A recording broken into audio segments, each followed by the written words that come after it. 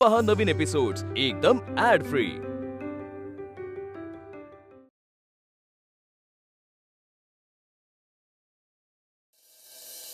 मुलांनो, बघता बघता तो दिवस उजाडलाय। उद्याची मॅट्रिकची परीक्षा ही जणू आयुष्याची परीक्षा असावी इतकी जाणीवपूर्वक द्या।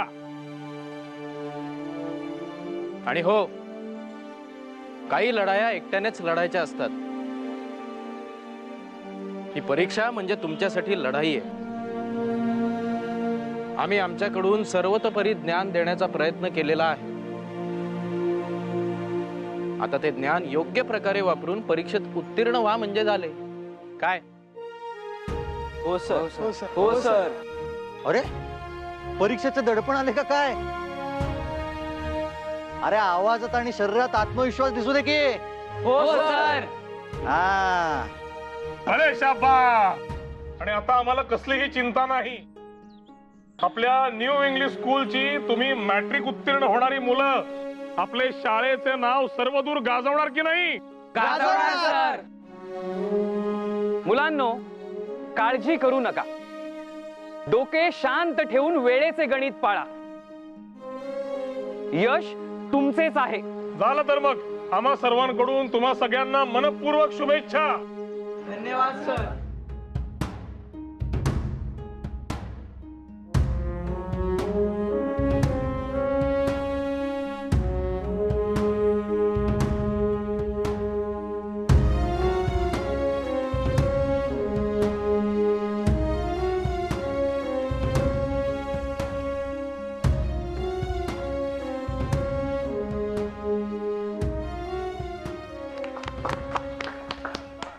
मंडळी, एखाद्या राष्ट्राची ओळख,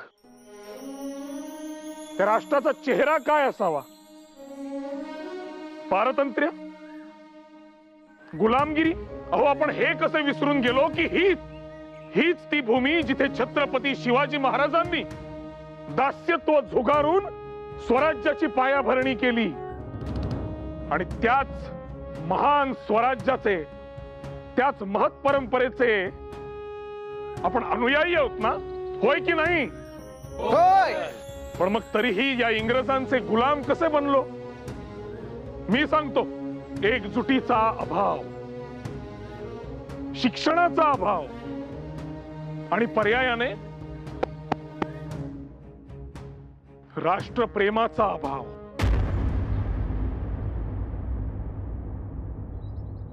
मंडळी, या ब्रिटिशांनी येणाऱ्या काळाची पावले ओळखली। आपल्याकडे कुणी ज्ञानी नव्हते?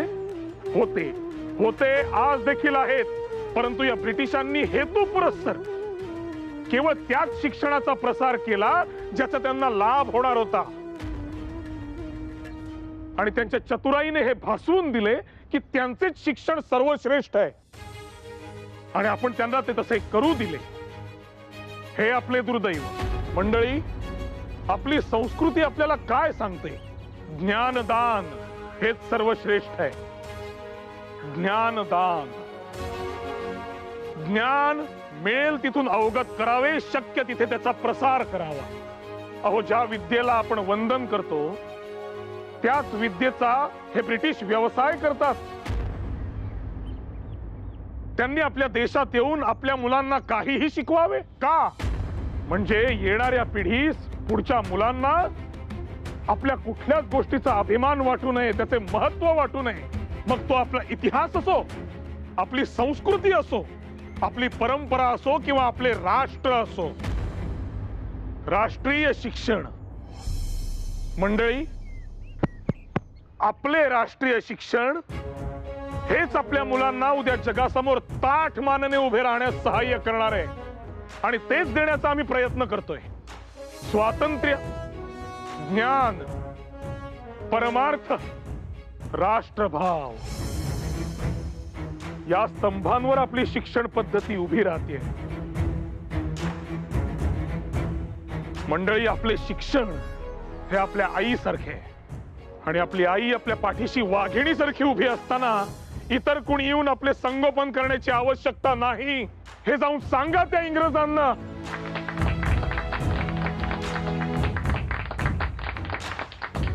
टिळक महाराजांचा विजय असो, टिळक महाराजांचा विजय असो, टिळक महाराजांचा विजय असो. अहो बळवंतराव, हे बघा. काय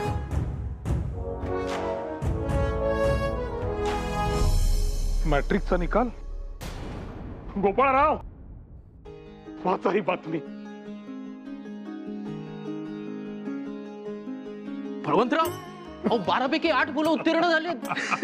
माझा विश्वासच बसत नाही या अहो गोष्टी. माझा देखील विश्वास बसत नव्हता. काय सांगू बरं, या गोष्टीचा परिणाम असा होणार आहे की ही यशवार्ता वर्तमानपत्रात छापून आल्यामुळे आपल्या शिक्षणाचा आणि शाळेचा सर्वत्र प्रसार होणार आहे. आणि जनमानसात आपली प्रतिमा उंचावली जाणार आहे. बळवंतराव, ही एक घटना किती नव्या सुवार्तांची नांदी ठरेल तुम्ही बघा. सर आत येऊ का? अरे ये रे ये ये. अभिनंदन यशवंत. अरे काय करतोय? उठ उठ उठ उठ उठ उठ. आशीर्वाद. सर तुम्ही माझे आयुष्य मार्गावर आणले. त्या दिवशी मला शिक्षा दिली नसती तर आज मी मॅट्रिक झालो नसतो सर. त्या काशीनाथच्या नादी लागून व्यसनी झालो असतो. त्यावेळेला मनातून आमचा रागराग केला असेल, पण शिक्षक कधीही विद्यार्थ्यांचे हितच चिंतत असतो. आणि लक्षात ठेव, आज जो दिवस तू पाहतोयस त्यात आमचा सहभाग कमी नाही, तुझाच जास्त आहे. तू तुझ्या प्रश्नांशी निकराने झुंज दिलीस आणि प्रयत्न केलेस. नाही सर, हे यश माझे नाही, तुमचे आहे. मी शब्द देतो, मी तुमच्याकडून प्रेरणा घेऊन अजून पुढे शिकेन आणि लोकांना शिक्षणाचे महत्त्व सांगेन. वा गोपाळराव, मुलांना यशापेक्षा शिक्षणाची गोडी लागली. आणखी काय हवे आपल्याला? निर्विवाद. बळवंतराव, आपण इतर मुलांची देखील भेट घेऊया. हो, वर्गात थांबले असतील आपल्यासाठी. शास्त्री बुवांना देखील सांगू. चला. चल रे यशवंत. घ्या घ्या घ्या घ्या. बघा कसं आहे मुलांनो, तुम्हा सर्वांची नावं मी फलकावर अगदी कोरून ठेवणार आहे. न्यू इंग्लिश स्कूल मधनं मॅट्रिक झालेले पहिले 8 विद्यार्थी. अहो कौतुक तर झालेच पाहिजे ना. वा, निश्चित. अगदी मनातले हेरलेत तुम्ही शास्त्री बुवा. खरोखर या शाळेस तुमचा प्रचंड अभिमान आहे. अशीच उत्तरोत्तर प्रगती करत राहा, पुढे वाटचाल करत राहा. मात्र आपले मूळ विसरायचे नाही. आले लक्षात?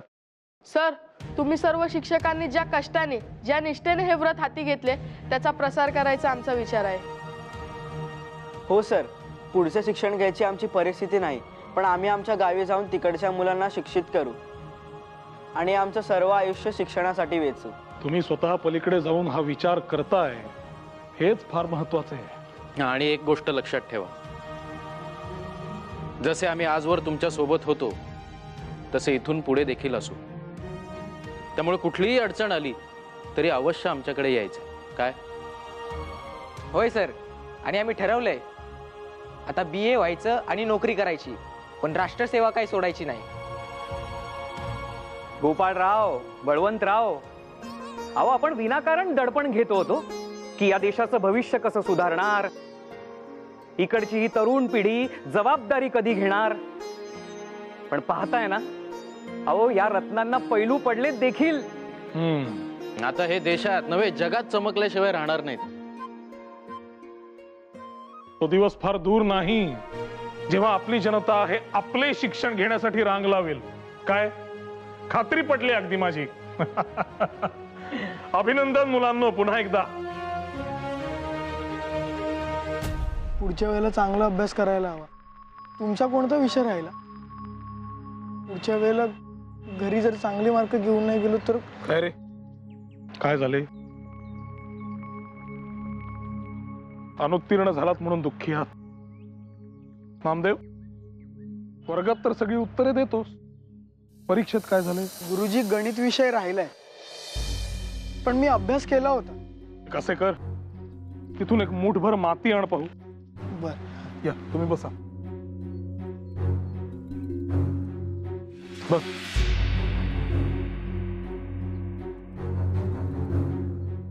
आता त्या मातीचा लाडू वळावा तसा गोळा कर पाहू. कर कर कर.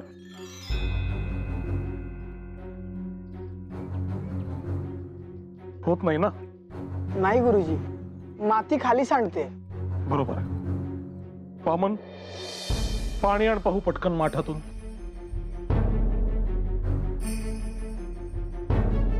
आता पहा,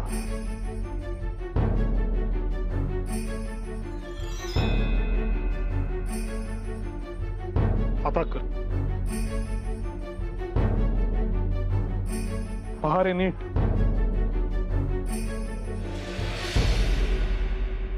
होतोय का? होय सर. दाखव सगळ्यांना.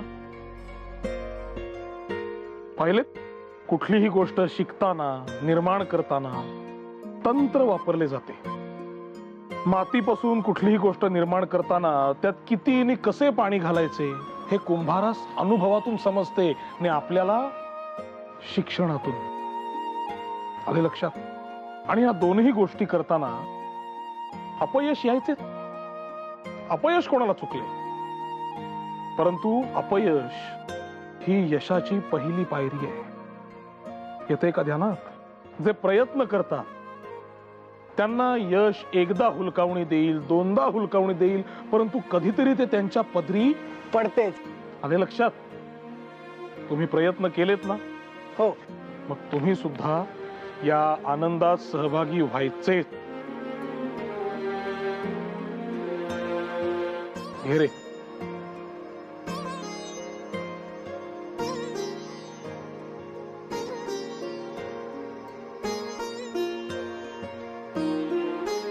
अभिनंदन. आणि पुढच्या वेळी अधिक जोमाने प्रयत्न करा.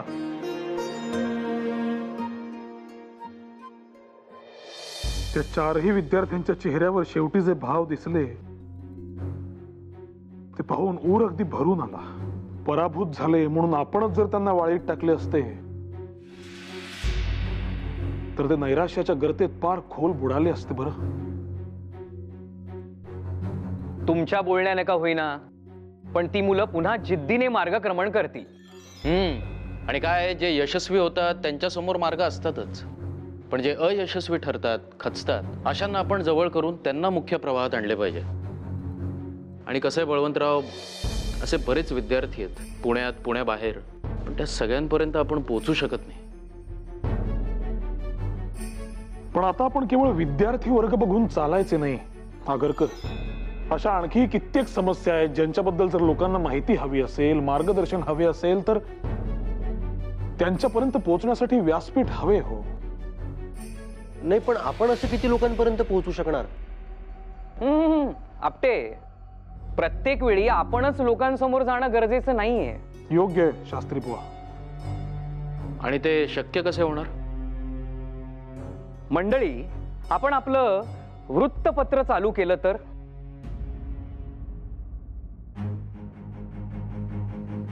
काय वृत्तपत्र? अहो, हा तर पूर्णपणे वेगळा व्यवसाय झाला.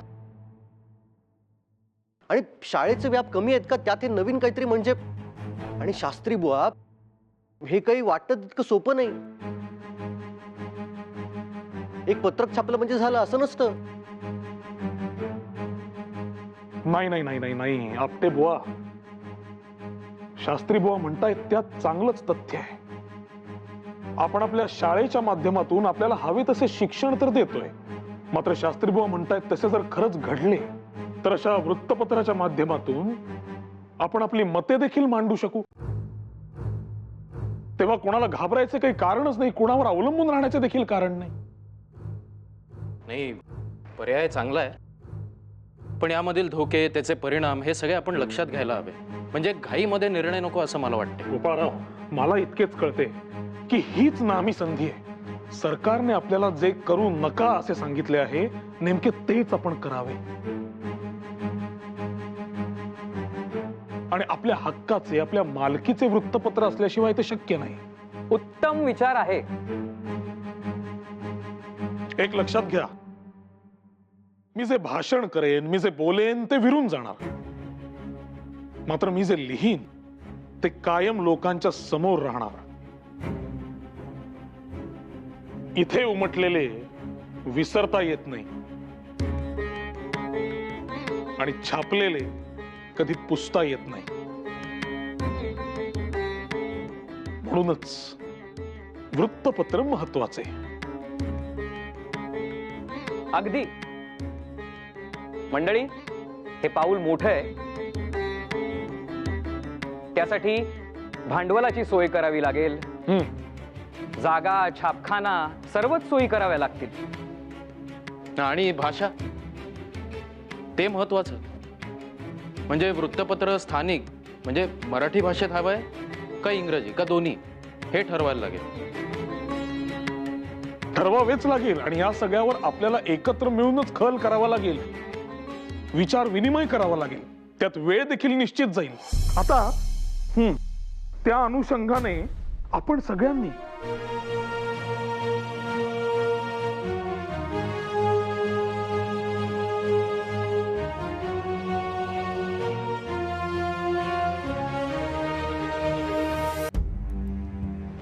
छे, सगळी वृत्तपत्रे भित्र्या सशासारखी झाली आहेत जणू. बघा शास्त्री बुवा, एकाची टाप नाही ब्रिटिश सरकार विरोधात ब्र उच्चारण्याची. आता काय सध्या वाचा हेच गोडवे, पण एकदा का आपलं वृत्तपत्र सुरू झालं की बघा कसे निर्भीडपणे विचार मांडू आपले आपण. अहो, आपण सर्वांनीच ठरवलंय, पण हे होणार कधी? अहो आपटे शास्त्री बुवांनी तयारी सुरू केली आहे आणि बऱ्याच ठिकाणी शास्त्री बुवांनी पत्रव्यवहार देखील केलाय. आणि हा इंग्रजांच्या काळात आपलं स्वतंत्र असं वृत्तपत्र सुरू करणं सोपं नाहीये, तोही हा असा प्रेस ऍक्ट लागू असताना. You guys it's so right.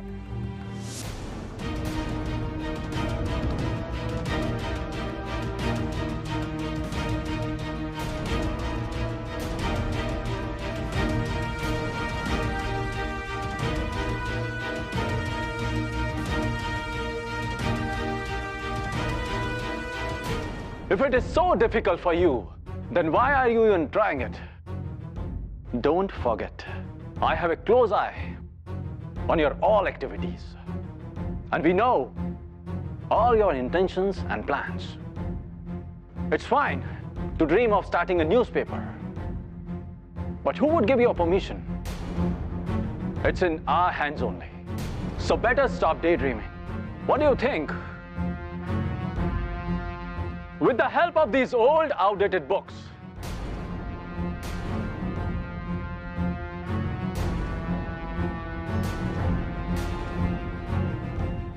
you will succeed to revolt against us.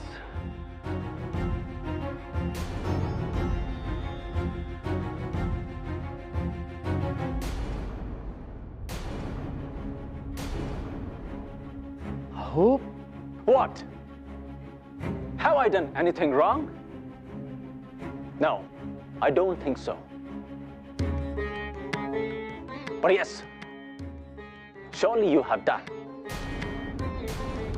And I have come here to warn you. आवाजावर नियंत्रण ठेवा मिस्टर डॅनियल.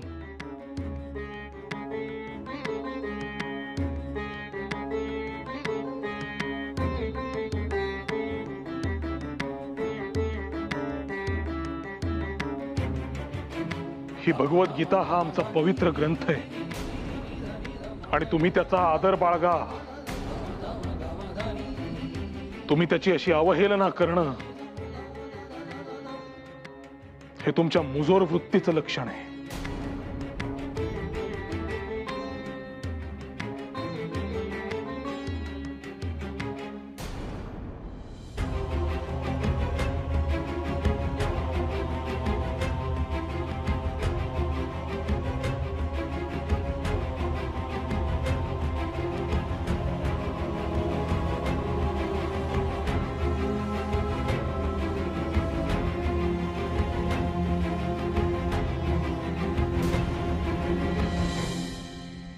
हे असे जुलूम करायला ही तुमची कचेरी नव्हे, आमची शाळा आहे.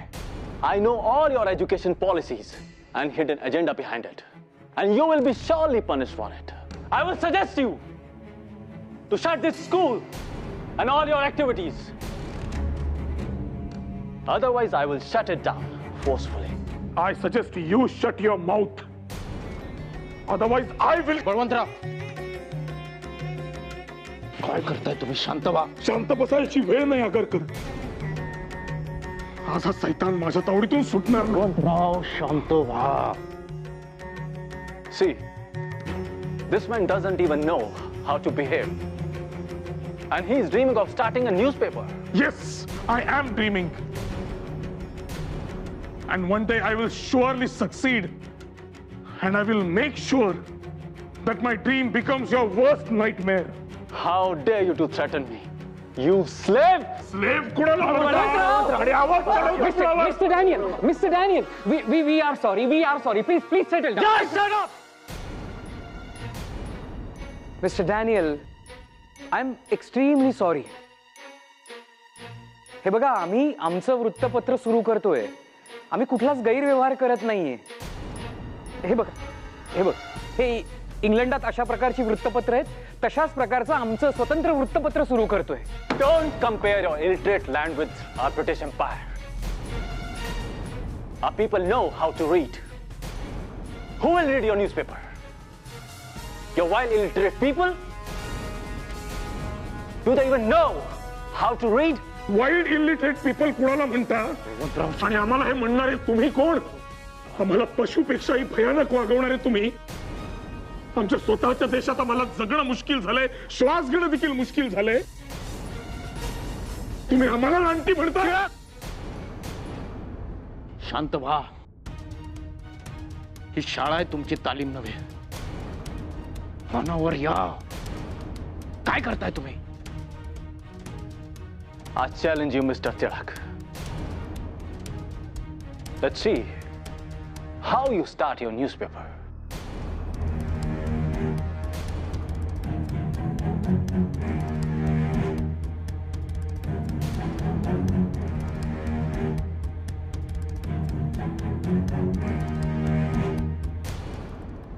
झाले? समाधान झाले तुमचे? बळवंतराव, तुमच्या अशा वागण्याने परिस्थिती हाताबाहेर गेली. करा, आनंद व्यक्त करा. विनाकारण माझ्यावर डाफरू नका आगरकर. काय चुकले माझे? काय चुकलंय? काय गरज काय होती त्याच्या अंगावर धावून जायची तुम्हाला? बळवंतराव, आम्ही जर तुम्हाला थांबवले नसते तर आज तुम्ही त्याला ना जीव घेतला असता मी त्याचं. मग हो, त्याचं नव्हतं झालं असतं सगळं. आणि तसं झालेलंही आहे आता. आम्हाला संताप येत नाही, आम्हाला ही संताप येतो. पण तुमच्यासारखा डोक्यात घालून आम्ही फिरत बसत नाही तो. आणि रागावर जर संयम ठेवता येत नसेल तर काठ्या उचला आणि दिसेल त्या इंग्रजांना मारत बसा. कशाला हवी शाळा, हे वृत्तपत्र? म्हणजे चूक माझी. ऐका बरं मंडळी, या आगरकर बुवांचे म्हणणे आहे चूक माझी आहे. काय चुकले माझे? तो डॅनियल आपल्या विद्येचा, आपल्या भगवद्गीतेचा अपमान करत होता म्हणून त्याला मी ऐकवले. ही माझी चूक. तो काहीही अद्वा तद्वा बोलत असताना तुम्ही सगळे इथे मूग गिळून गप्पा बसला होतात, तेव्हा मी प्रतिवाद केला. ही माझी चूक. प्रत्येक चकमक आपणच जिंकायला हवी हा अट्टास उपयोगाचा नसतो बळवंतराव. तुमच्या या वागण्याचा काय परिणाम होणार आहे माहिती? आपल्या वृत्तपत्रासाठी जो परवाना लागतो त्यासाठी डॅनियलचे पाय धरावे लागणार आहेत आपल्याला. याची कल्पना नव्हती तुम्हाला? आणि होती तरी असे वागलात मग? अहो, जरा चतुराईने नमते घेतले असते तर आपलाच मार्ग सुकर झाला असताना बळवंतराव. छे, नमते घेणे आमच्या शब्दकोशामध्येच नाहीये. बळवंतराव, सांगा आता, कसे सुरू करणार आहोत आपण वृत्तपत्र? सांगा ना. आता तुम्ही मूग गिळून गप्पा आहात. एक पर्याय आहे, बघा तुम्हाला पटतोय का? काउन्सिलवर कुणाला तरी विनंती करून आपण जर अशी आडवाट्याने कोण आपल्याला मदत करणार आहे? नामजोशी, काय बोलतात? त्याच्याशिवाय पर्याय नाहीये आता. आपल्याला तेच करावं लागणार आहे. लोकांचे पाय धरा, त्यांच्या मागे मागे करा. नाही तर बळवंतराव, आता आपण असे करू, आपण सगळे मिळून डॅनियलवर धावून जाऊ. बघू काही होतंय का.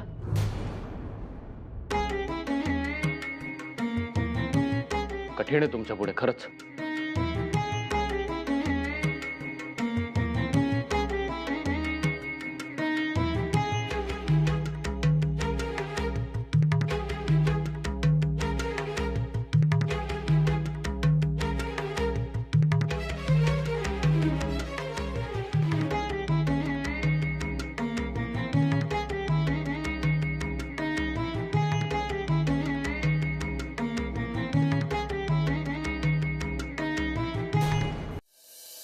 बळवंतराव,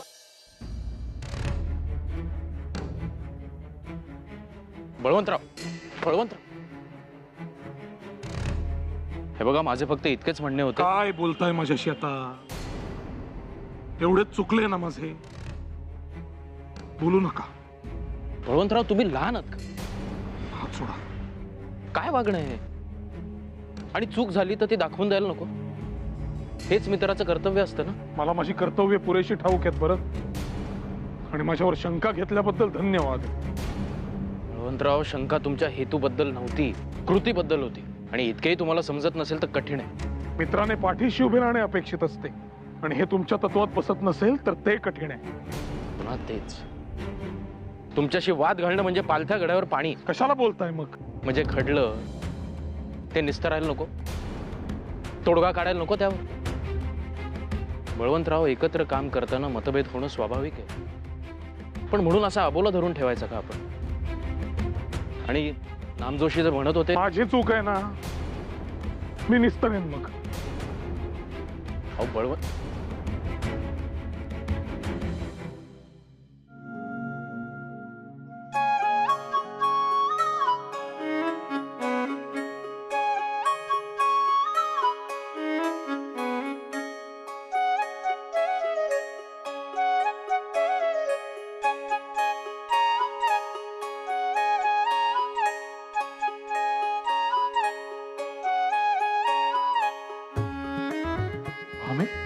तू कधी आलीस? ही काय आत्ता झाले? झोपली बरं लेक आपली शांत. पण तू इथे काय करतेस? तुम्ही काय करताय? मी हेच चालतोय, वाचतोय. होय, मग मी पण तुमच्या सोबत तेच करतेय, चालतीये. का बरं? आता माहेरी आणि सासरी सगळ्यांना शब्द नाही का देऊन बसले की कायम ह्यांच्या सोबत चालीन म्हणून. तू कुठल्या क्षणी काय उत्तरशील तुझा काही नेम नाही. आता तर मी निव्वळ फेऱ्या मारतोय तरी सुद्धा तुमच्या डोक्यात भयंकर काहीतरी चालू आहे हे मला कळतंय. हा, आता ते भयंकर तुम्हाला मला सांगायचं नसेल तर काय, मी जाते आपली माझ्या मुलीपाशी. भामे, प्रकरण जरा काळजीचे. वृत्तपत्र सुरू करायचा मानस आहे. अगं बाई, म्हणजे ज्ञानप्रकाशासारखं? अगदी तसेच नाही, आपले उद्दिष्ट थोडे वेगळे आहे. तू जानकी काकूंचेच उदाहरण घे. पाहायला गेले तर त्या समाजातल्या शोषित घटक आहेत, पण तरी त्या एक आदर्श बनून समाजासमोर आता उभ्या आहेत. अशा समाजातल्या अनेक घटनांचे प्रश्न, त्यांच्या कथा लोकांसमोर यायला हव्यात, लोकांना ते समजायला हव्यात, एकत्र मंथन व्हायला हवे, जनसंपर्क वाढायला हवा, विचार विनिमय व्हायला हवा, आणि बरेच काही. अहो मग छान आहे की हे सगळं. अडचण कुठे आहे? कुठल्याही मार्गात मांजर आडवी जावी तसे हे ब्रिटिश यंदा देखील आडवे जाता येतात. म्हणजे आता तो डॅनियलच का? काय त्याचं आणि तुमचं तरी मागच्या जन्मीचं देणं शिल्लक आहे कुणास ठाऊक. आता तुम्ही वृत्तपत्र सुरू करताय तर त्याच्या पोटात कशासाठी दुखतंय? त्यांनी जर ठरवलं ना तर माझ्या शिंकण्याने देखील त्यांचे पोट दुखेल. असो, तो काही फार मोठा प्रश्न नाही. आपण कुठे चुकणार तर नाही ना याची फक्त भीती वाटते. ज्या व्यक्तीच्या मनात सतत फक्त लोकांचं आणि देशाचं हित असतं ती व्यक्ती कशी चुकेल? या जनहिताच्या नदीत वाहताना कायम अशी भीती वाटते की आपले घर, आपले कुटुंब यांना किनाऱ्यावर सोडायला लागू नये.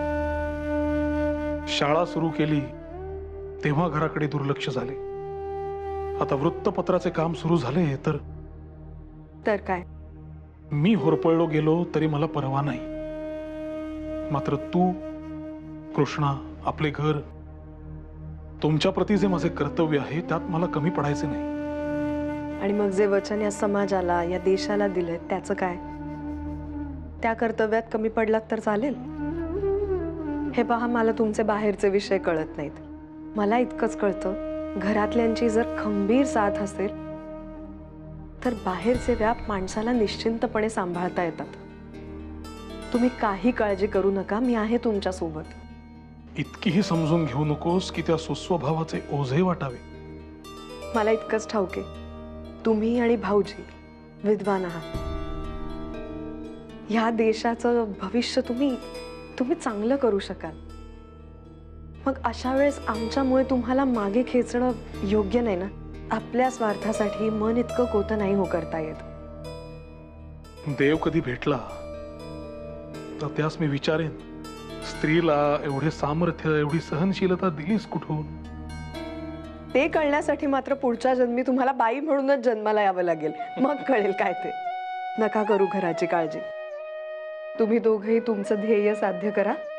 मी आणि यशोदाबाईंनी आहोत एकमेकींसाठी. तुमच्या आनंदात आम्ही शोधलंय आमचं समाधान.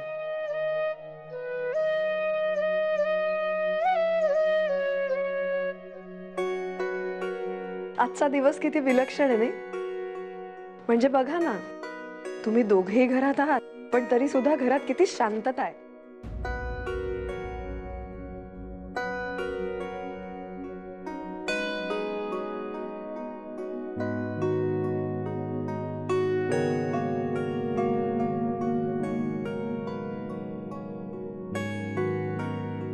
काय झाले नक्की? काही नाही. असं कसं? चकार शब्द सुद्धा बोलला नाही आहात एकमेकांशी. एरवी शाळेतल्या सगळ्या चर्चा, कामं, आवाज घरात घुमत असतो नुसता. काय झाले नक्की?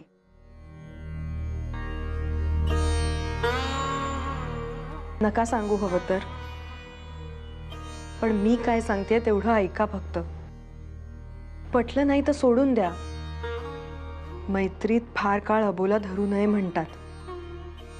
एकदा का मन कडू झालं म्हणजे मग गोडवा पुन्हा आणता येत नाही.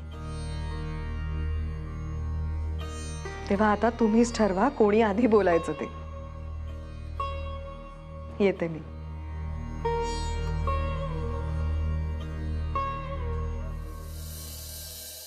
बरं का मंडळी, सगळी यादी काढलेली आहे. आता वृत्तपत्रच सुरू करायचे म्हटल्यावर छापखाना आवश्यक आहे. त्यासाठी जागा हवी. ती एकतर विकत घेणे किंवा भाडे तत्वावर. मग सगळी लागणारी यंत्रसामग्री, कागद, शाई आणि संलग्न सामान आलेच. शिवाय काही गडी मजूर देखील लागतील. त्यांचे पगार धरलेत ना? आतापर्यंतचा खर्च पाहता बरं का शास्त्री बुवा, किमान 5 ते 6 हजार तरी गुंतवणूक अपेक्षित आहे. तेच मी आणि नामजोशी चौकशी करत होतो की आपल्याला यंत्रसामुग्री कुठून आणि कशी मागवता येईल. पण त्याचं होतंय असं की ती यंत्रसामुग्री यायला वेळ लागेल आणि ते खर्चिकही आहे. तोवर थांबून राहावे लागेल. मला असं वाटतं की आपण जर एखादा बंद पडलेला छापखाना जर बघितला, जो की आपण सुरू करू शकतो, तर आयती सामग्रीही मिळेल. म्हणजे त्यासाठी थांबायला नको आणि नवीन गुंतवणूकही नको. हा एक चांगला पर्याय असू शकतो. आणि असा एखादा छापखाना मध्यवस्तीतही मिळेल आपल्याला. तुम्हाला काय वाटतं बळवंतराव? ज्या व्यक्तीस चुकीचे ठरवले तिने आपले मत न दिलेलेच बरे.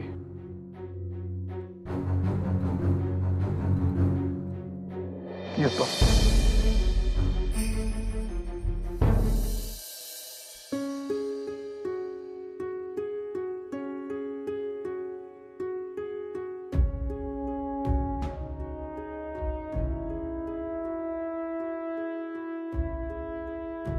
बळवंतराव, ही भूमितीच्या सिद्धांताची टिप्पणी अगदी अचूक काढलीत बरं का. मुलांना चांगला लाभ होणार आहे.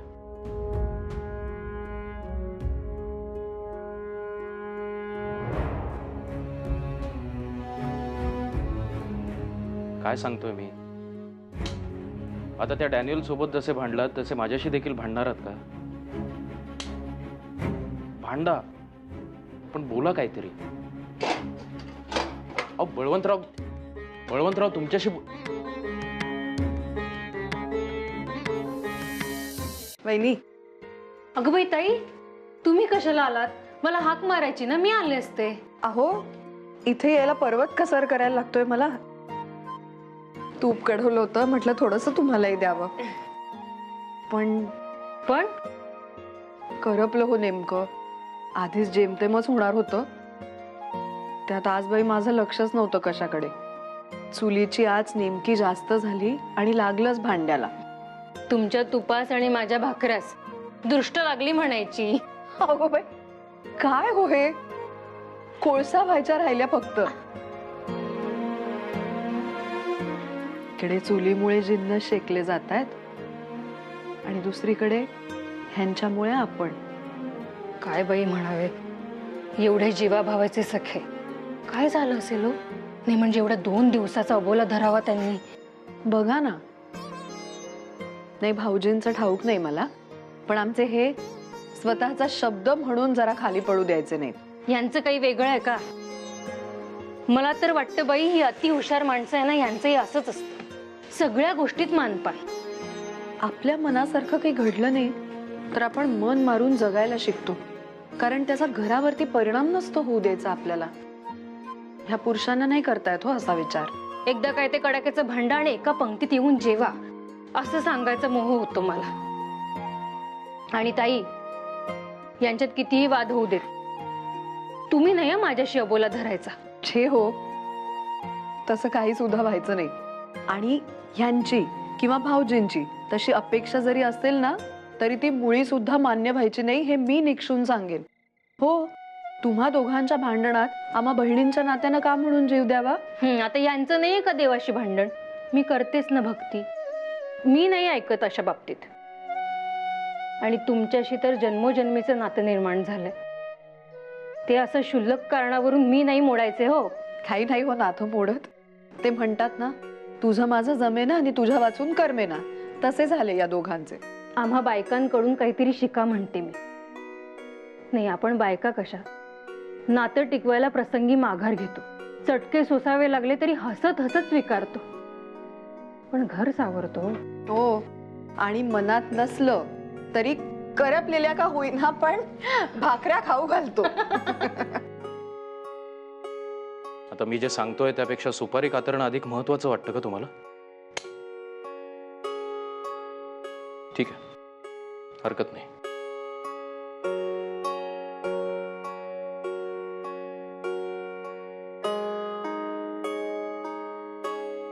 बळवंतराव, मी ही व्यसनं करत नाही, तुम्हाला माहित नाही का? म्हणजे इथे देखील मीच चुकलो का? वारंवार चूक दाखवून द्या माझी.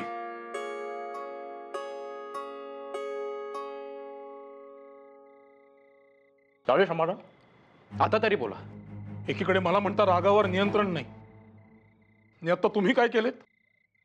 बारीकशी चेष्टा देखील समजत नाही तुम्हाला. चेष्टा एका मर्यादेपर्यंत सहन होते बळवंतराव, त्यानंतर तुम्ही हो सावकाश आगरकर, हो गिळलात की काय? सावकाश जरा. वहिनी, वहिनी, काय झालं? सावकाश बसा, पाणी घ्या. काय झालं तुम्हाला? सुपारी? अहो, तुम्ही तर कधी खात नव्हता सुपारी, का खाल्ली? भाऊजी, तुम्ही का नाही थांबवलं त्यांना? हो, मी खाऊ घातली त्यांना. काय? अहो काय हे, किती जीव घेणा ठसका लागलाय त्यांना. आपण वैद्य बुवांना बोलावणं धाडूया का? खरंच जाऊया वैद्यांना? नाही नाही, राहू दे, बरं वाटेल. तुम्ही का केले तसे? आता जवळचा मित्र रागावलाय म्हटल्यावर त्याला शांत करायला काही प्रयत्न करायला नको का? कानाला खडा. आता काही तुमची थट्टा मस्करी करीत नाही मी. नाही, थट्टा करा, पण तुम्ही देखील हे खाणं बंद करा.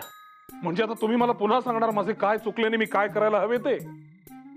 अर्थात. वहिनी, मित्र म्हणून माझं कर्तव्य आहे की नाही यांना योग्य मार्गावर आणणं? भामेकडे कशाला चुगली करताय? मला काय ते सांगा तोंडा. सांगणार.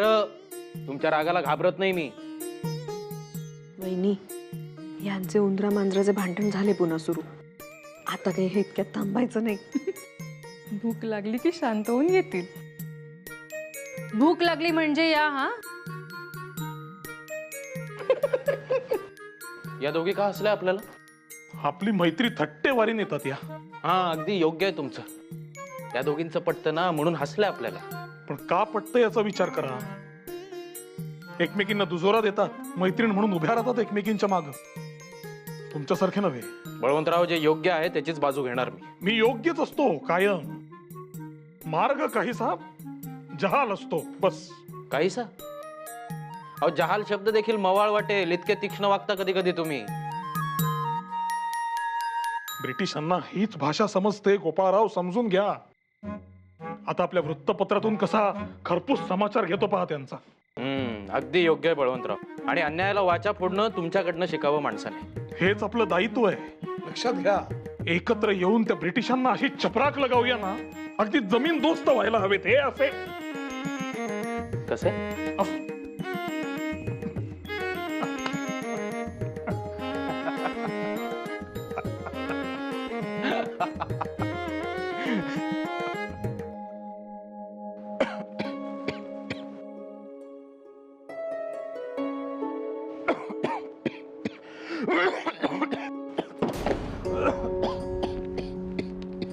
गोपाळराव, हो सावकाश.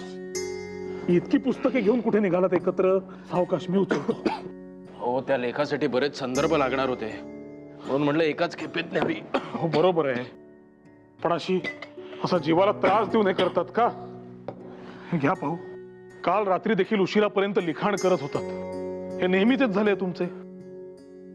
थंडी आणखी वाढली आहे, काळजी घेतली नाही तर बाधेल आणखी. तब्येतीचं कौतुक करण्याचा माझा पिंड नव्हे. या बसा पाहू. आपला साधा नियम आहे, ध्येय गाठायचे असेल तर परिश्रम घ्यावे लागतील. आणि माझा साधा नियम असा आहे की शरीर उत्तम असेल तरच बुद्धी तल्लख राहील आणि अशक्य असे ध्येय सुद्धा साध्य करता येते. आता तुमच्याशी वाद कोण घालणार? नुकतीच अद्दल घडली मला. पण काय बळवंतराव, तुम्हाला दडपण येत नाही? म्हणजे आता वृत्तपत्र सुरू करायचंय, सोपी गोष्ट नाही. छे छे छे, दडपण घेऊन काम सोपे होते का? नाही. मग कशाच घ्यायचे दडपण? बरं, आणि मुळात आपला जन्म सोपे काम करण्यासाठी झालाय का? आपले काम महाकठीण. त्यामुळे उलट कठीण किंवा अशक्य प्राय ध्येय दिसले की मी आपोआप तिथे आकर्षीला जातो. धन्य आहे तुमच्या पुढे बळवंतराव. तुमची हीच ऊर्जा आणि चेतना आम्हाला प्रेरणा देऊन जाते. नामजोशी, तुम्ही तर एक शब्द देखील बोलू नका. संताप होतोय माझा. जरा शांत होता का तुम्ही आधी? हे बघा, आपल्याला असे अनुभव नवे आहेत का? शाळा सुरू करण्याच्या वेळेला देखील वेगळं काय घडलं होतं? काय झाले काय? जरा इतरांसाठी कार्य करा म्हटलं तर तेही नाही. बरं, जे करतायत त्यांना मदत तरी करा तर तेही नाही. अहो, आम्ही कमी का प्रयत्न केले, पण आपल्या या वृत्तपत्र प्रकल्पासाठी कुणीही मदत करायला राजीच होत नाही. अहो, लोकांना समजावून देखील हेच विचारतायत की काय गरज आहे. शाळा सुरू केली, आता एवढ्या पैशांची गरज काय? अहो, आपण समाज कार्याचं व्रत हाती घेऊन चूकच केली की काय असं वाटायला लागलं आता मला. अहो शांत. आगरकर, बळवंतराव, सगळ्यांच्या सगळ्या प्रश्नांची उत्तरं देऊन झाली, पण कुणीही पैसे उभे करण्यासाठी, मदत करण्यासाठी तयारच होत नाही.